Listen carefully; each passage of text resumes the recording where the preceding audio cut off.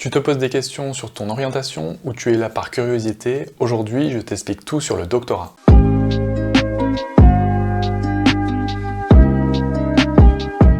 Salut, moi c'est Jérémy, je suis docteur en sciences en cancérologie et si tu ne me connais pas déjà, je t'invite à aller voir cette vidéo. Alors le doctorat est le plus haut diplôme au monde. Il correspond à un bac+8 ou plus en fonction de la durée de votre thèse. La durée d'un doctorat est généralement de 3 ans, mais il est possible d'obtenir une année supplémentaire en participant à des appels à projets. Mais attention, la concurrence est rude, alors partez plutôt avec l'idée en tête que votre thèse va durer 3 ans. Le doctorat est un diplôme indispensable pour certains métiers, comme celui d'enseignant-chercheur, de maître de conférence ou encore de chercheur, comme nous avons pu le voir dans notre précédente vidéo qui se trouve ici. Alors en quoi consiste le doctorat? Eh bien c'est un travail de recherche qui est basé sur une hypothèse ou une ligne directrice. Dans mon cas, mon hypothèse de travail était d'étudier le rôle des cellules saines retrouvées au sein de la tumeur du pancréas dans la chimiorésistance des cellules cancéreuses pancréatiques.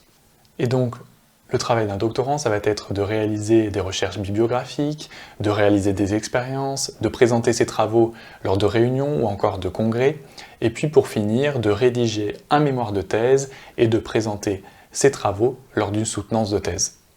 Le doctorant a un statut particulier puisqu'il est à la fois étudiant et salarié. Il est étudiant car il va suivre un certain nombre de formations et il est salarié puisqu'il est engagé par un centre de recherche ou une université pour réaliser un travail, son doctorat. Alors, est-ce qu'on est payé lorsqu'on réalise un doctorat? Eh bien, la réponse est oui, dans la plupart des cas, en tout cas pour les thèses de sciences dont je parle. Le salaire que l'on touche pour ce travail de doctorat eh bien, dépend du financement que l'on a obtenu. Concernant le financement du doctorat, je ferai une vidéo spécialement dédiée à cela prochainement. En tout cas, le salaire de base pour un doctorant est de 1 400 € net par mois et de 1 600 € net par mois si on réalise des activités d'enseignement. L'activité d'enseignement est ouverte à tous, cependant seuls les meilleurs au concours de l'école doctorale seront choisis. Eh bien, sachez que les étudiants salariés qui ont un salaire inférieur à 1 500 € peuvent bénéficier de la prime d'activité auprès de la CAF. Celle-ci vous permettra d'obtenir une centaine d'euros supplémentaires par mois. Alors une question qui revient souvent, c'est est-ce que l'on suit des cours lorsqu'on réalise un doctorat? Eh bien pas vraiment, on a surtout des heures de formation à valider. Sur la totalité du doctorat, il y a 100 heures de formation à valider, 50 heures de formation transversale et 50 heures de formation scientifique ou professionnelle.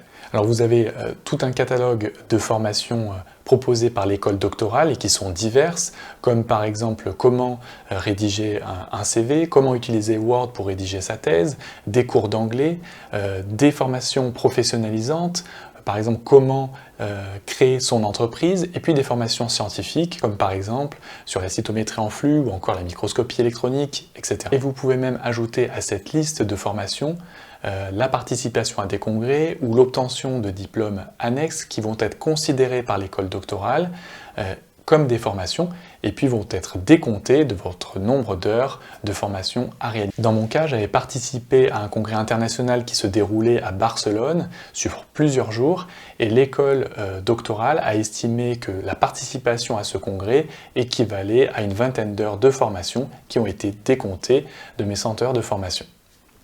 D'ailleurs, le nombre d'heures de formation est de 100 heures, comme je vous l'ai dit. Mais c'est un minimum. Si vous voulez réaliser plus de formations, vous former sur des techniques ou sur des domaines particuliers, vous pouvez. Alors il y a pas mal d'étudiants qui m'ont déjà demandé « Est-ce qu'il faut que je réalise mon doctorat dans le même laboratoire où j'ai réalisé mon master ?» Eh bien c'est la solution la plus simple, mais c'est pas toujours possible. Pourquoi la plus simple? Eh bien parce que vous allez acquérir durant votre master un certain nombre de connaissances scientifiques et techniques qui vous seront utiles pour votre doctorat. Et ce sera plus simple pour établir votre projet de thèse qui vous sera alors demandé lors de votre participation au concours de l'école doctorale. Mais attention, ne restez pas dans le laboratoire juste pour vous faciliter la vie au moment du concours de l'école doctorale. Si vous n'êtes pas heureux dans ce laboratoire, n'y restez pas. Si l'ambiance, votre encadrant ou sa manière de manager ne vous plaît pas, n'y restez pas. Vous allez y passer 3 ans de votre vie. Ça va être difficile et compliqué. 90% des expériences que vous allez réaliser ne vont pas marcher. Vous allez avoir donc des moments très difficiles et le choix du laboratoire et de votre sujet de thèse sont très importants. Dans ces moments, il sera très important pour vous de partager vos échecs, d'avoir du soutien et des conseils pour mener à bien vos recherches. Personnellement, je crois que ma période d'échec a représenté entre 1 an et 1 an et demi de résultats 100% négatifs. Je peux vous assurer que lorsque vous travaillez du matin au soir et que vous avez 100% de résultats négatifs, cela vous impacte au niveau du moral. Donc l'entourage au sein du laboratoire ou en dehors est très important. Une autre chose très importante dans le doctorat, c'est le sujet de thèse. Vous allez y passer 3 ans de votre vie. C'est donc très important d'en parler avec votre directeur de thèse afin d'établir un projet qui vous corresponde. Et si vous commencez votre thèse et que vous n'êtes pas passionné par votre sujet de thèse, eh bien, discutez-en avec votre directeur de thèse. En effet, il est très difficile d'être impliqué dans son doctorat si on n'est pas passionné par son sujet. Et étant donné le nombre d'heures et d'échecs que vous allez subir, vous allez démissionner direct. N'hésitez pas également à proposer des idées ou à discuter avec votre directeur de thèse. Ne restez pas passif, soyez actif. D'ailleurs, c'est là que commence votre travail de doctorant. En réalisant des recherches bibliographiques, cela vous permettra de vérifier que votre sujet de thèse n'a pas déjà été traité. Tout comme le choix du laboratoire et du sujet de thèse, le choix du directeur de thèse est très important. C'est avec lui que vous allez le plus souvent interagir, à chaque fois que vous allez avoir des doutes, des échecs ou besoin de conseils. Au fond, c'est celui avec qui vous allez partager votre sentiment le plus profond. Et je vous conseille de le faire. Ne mettez pas de distance entre vous et votre directeur de thèse. Plus vous allez être à l'aise, plus vous allez proposer des idées pour votre projet de recherche, plus vous allez vous permettre de le convaincre pour réaliser telle ou telle expérience qui coûte un bras. Et donc, une relation honnête et de confiance est primordiale. Le choix du directeur de thèse n'est donc pas à négliger. Si c'est quelqu'un de fermé qui n'accepte aucune évolution, aucune remarque sur le projet de recherche que lui-même a décidé, alors je vous conseille une chose, c'est de fuir. En dehors de votre propre projet de recherche, le directeur de thèse, c'est celui qui va vous permettre de faire des collaborations et également celui qui va vous faire des lettres de recommandation lorsque vous chercherez un job. Ne l'oubliez pas. Choisissez-le également en fonction de son type de management. Est-ce qu'il est plutôt micromanagement, c'est-à-dire qui va être souvent derrière vous à vérifier l'ensemble des résultats que vous avez eus chaque jour, etc. Ou est-ce que ça va être quelqu'un qui va plutôt vous regarder vos résultats globaux tous les mois?